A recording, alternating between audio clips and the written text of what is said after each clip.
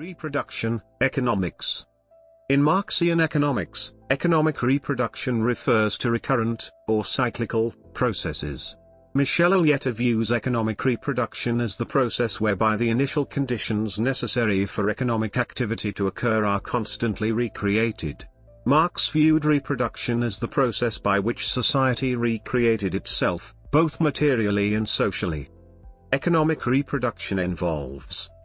Karl Marx developed the original insights of Kine to model the circulation of capital, money, and commodities in the second volume of Das Kapital to show how the reproduction process that must occur in any type of society can take place in capitalist society by means of the circulation of capital. Marx distinguishes between simple reproduction and expanded, or enlarged, reproduction. In the former case, no economic growth occurs, while in the latter case, more is produced than is needed to maintain the economy at the given level, making economic growth possible. In the capitalist mode of production, the difference is that in the former case, the new surplus value created by wage labor is spent by the employer on consumption, or hoarded, whereas in the latter case, part of it is reinvested in production. Ernest Mandel additionally refers in his two-volume Marxist economic theory to contracted reproduction, meaning production on a smaller and smaller scale, in which case business operating at a loss outnumbers growing business, for example, in wars, depressions, or disasters. Reproduction in this case continues to occur, but investment, employment, and output fall absolutely, so that the national income falls. In the Great Depression of the 1930s, for example, about 1/4 of the workers became unemployed. As a result of the 2008-09 slump, the unemployed labor force increased by about 30 million workers, a number approximately equal to the total workforce of France, or Britain. Theoretical approach.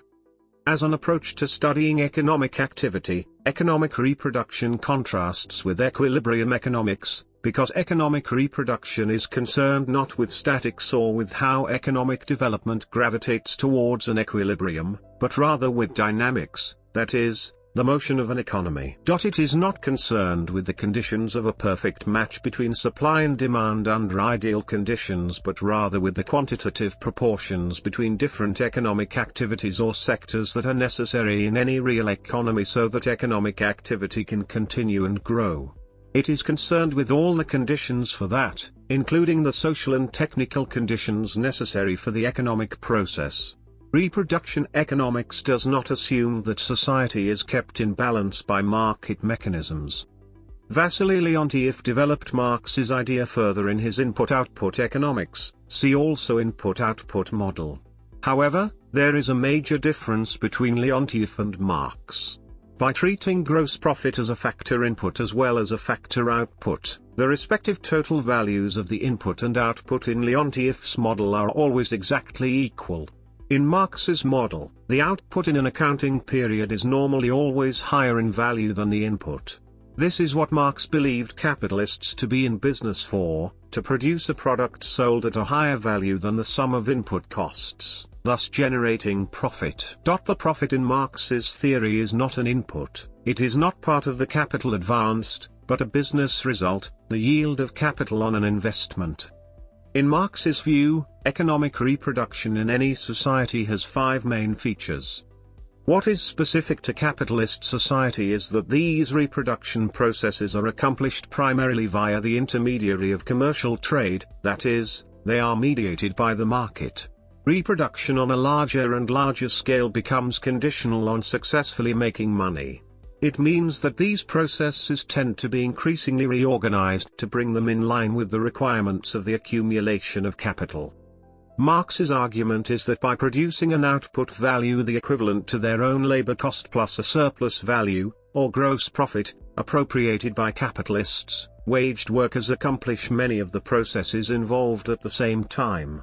Part of the role of the state is to secure those general, collective, conditions for the reproduction and maintenance of society that individuals and private enterprise cannot secure by themselves for one reason or another, e.g., because they transcend competing interests, because they are too costly for private agencies, because it is technically not possible to privatize them, or because they are not sufficiently profitable or too risky. Ecologists would nowadays probably add as a reproduction condition good stewardship for the physical environment. Sustainable development cannot occur if the natural environment is constantly depleted without being restored. The recycling of wastes and waste materials can be considered as a necessary and integral part of society's reproduction process. Each of these 6 features is the subject of much political controversy in society. Many different opinions exist about their relative importance and their effects on each other. Economists and business people are often primarily concerned with the economic effects, but other intellectuals and workers are often more concerned with the non-economic effects for the health, security, and well-being of citizens. Thus, governments usually have both economic policies and social policies, population policies, environmental policies, and so on. Economic reproduction in capitalism. According to Marx, in a capitalist society, economic reproduction is conditional on capital accumulation. If workers fail to produce more capital, economic reproduction begins to break down. Therefore, economic reproduction in capitalist society is necessarily expanded reproduction and requires market growth.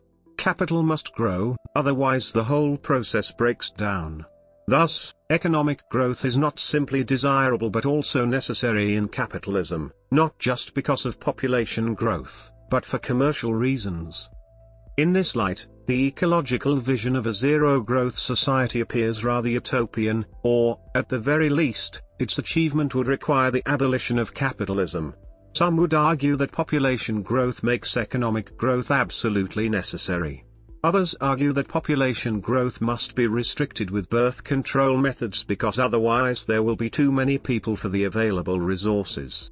The real argument, though, is not about growth or the lack thereof, but rather about the kind of growth that is best for the enlarged reproduction of the human species as such. Ecologists may validly argue that some types of growth undermine important conditions for human survival in the longer term without invalidating other kinds of growth that are beneficial. However, there is much dispute about which kinds of economic growth are beneficial or harmful. Capital accumulation, the amassing of wealth in the form of capital assets, can occur either by producing a net addition to the stock of capital assets or by transferring wealth from one owner to another. In the former case, the total stock of capital grows. In the latter case, the accumulation of one owner occurs at the expense of the other, there is no net growth. These two ways are usually combined, meaning that all or most owners make gains, but in unequal amounts.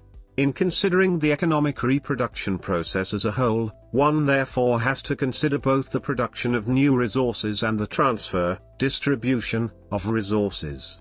As a corollary, supposing that there is no net growth of output and capital, capital accumulation can continue only if some people and organizations get richer while other people and organizations get poorer. Typically, if output growth slows down, socio-economic inequality, as measured, for example, by the Gini coefficient, increases. 9 factors not theorized by Marx. There were 9 main factors that Marx disregarded in his construction of reproduction schemes when he modeled the circulation of capital, through the constant transformations of money capital into production capital and commodity capital and vice versa. These omissions have been noted by various Marxist and non-Marxist authors.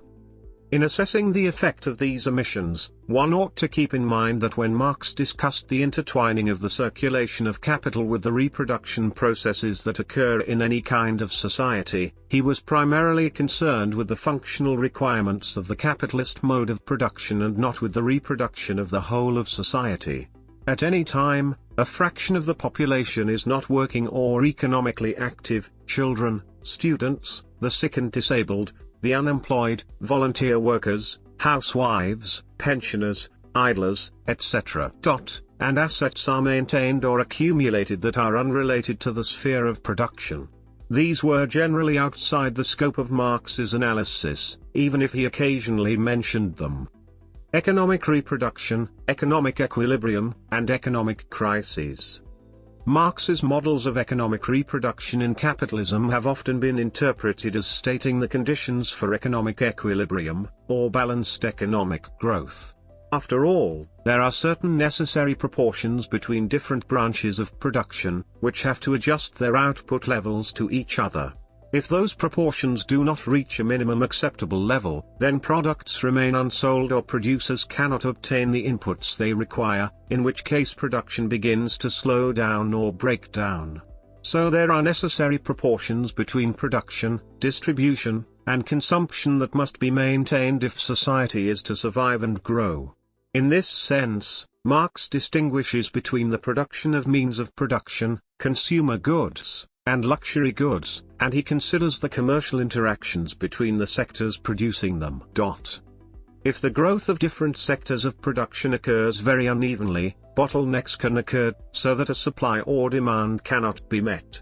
In the worst case, an interruption in the normal reproduction process triggers a sequence of disturbances, a chain reaction, which spreads from some branches of production to the whole economy, meaning that products are left unsold and that producers receive insufficient income to pay their bills.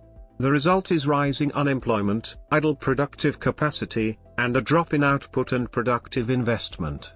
This in turn means lower economic growth. In this case, models of economic reproduction are not a useful guide to understanding economic crises because, it is argued, Marx only intended them to show how it was possible for the whole economic reproduction process to be accomplished on the basis of the circulation of capital, by stating the minimum requirements, not the equilibrium conditions, for it. If certain quantitative assumptions are made about the growth rates of different sectors and about capital compositions, it can be proved that certain disproportions must necessarily develop. But in reality, the economic reproduction process could be interrupted or break down for all kinds of reasons, including non-economic causes, such as wars or disasters. And if disproportions occur, the economic system can also adjust to them, within certain limits. If vastly more capital assets are created than are invested in production, one cannot explain economic crises simply in terms of disproportionalities in the sphere of production. One has to look at the process of capital accumulation as a whole, which includes the financial system, non-productive assets, and real estate. This becomes particularly important when large debt crises occur. These debt crises signal that serious misallocations of capital have occurred, which impact negatively on economic reproduction.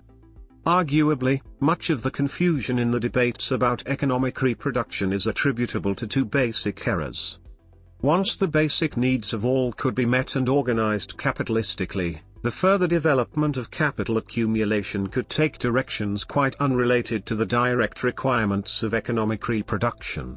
Indeed, this was also part of Marx's critique of capitalism. Significant funds could be invested in ways that did not benefit society at all, with the effect that activities and assets essential to maintain society's well-being might be starved of funds. That is, within certain absolute limits, the requirements for physical reproduction and for capital accumulation might not be the same at all. Capital would be invested for profit, but basic necessities might be ignored.